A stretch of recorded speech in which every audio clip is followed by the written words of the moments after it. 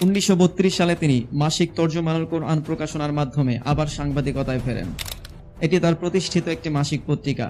এই ম্যাগাজিনের লক্ষ্য ছিল পশ্চিমা ধারণা এবং তাদের পদ্ধতির কবজা ভেঙে ফেলা এবং মুসলমানদের মনে ব্রিটিশ প্রভাবের অবসান ঘটানো। 1933 থেকে 1940 সালের মধ্যে তার গুরুত্বপূর্ণ গবেষণাগুলো এখানে প্রকাশিত হতে থাকে।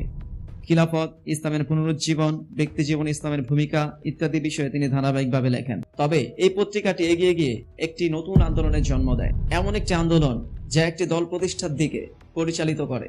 জামাতে ইসলামী প্রতিষ্ঠার আগ পর্যন্ত এই দলের অন্যতম লক্ষ্য ছিল মানুষকে আল্লাহ ও রাসূল সাল্লাল্লাহু আলাইহি ওয়াসাল্লামের অনুসরণের জন্য আহ্বান জানানো, এবং অন্যদিকে এটি রাজনৈতিক ব্যবস্থায় সৎ ও ধার্মিক ব্যক্তিদের ক্ষমতা প্রদানের কথাও বলে।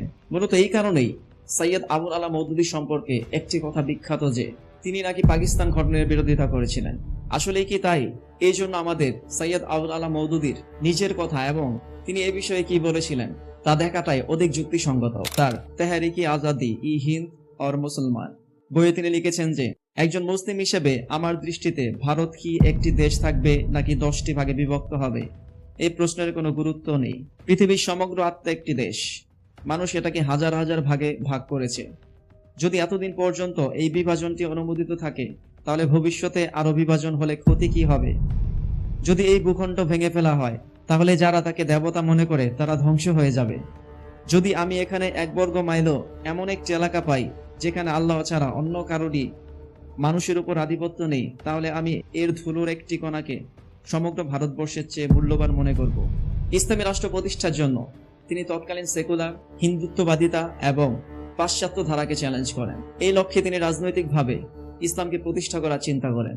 এই অবস্থান নিয়ে সৈয়দ আবুল আলা মওদুদী 1941 সালের 26 আগস্টে লাহোরে একটি জামাতি কায়েম প্রতিষ্ঠা করেন। এর নামকরণ করা হয় জামাতে ইসলামী। बुज़दिल आदमी का काम खुदा के रास्ते की तरफ दावत देना। जहाँ की चोट लगे और जो बुलबुले की तरह बैठ जाए वो आदमी खुदा के रास्ते की तरफ दावत नहीं दे सकता। खुदा के रास्ते की तरफ दावत जो शख्स दे सकता है वो है जो सख्त सख्त दुश्मनी के माहौल में, मुखालफत के माहौल में, खतरात के माहौल में इस्लाम का आलम लेकर उठ जाए और कोई परवाह न करे कि नताइज क्या। এই দলটি বলে যে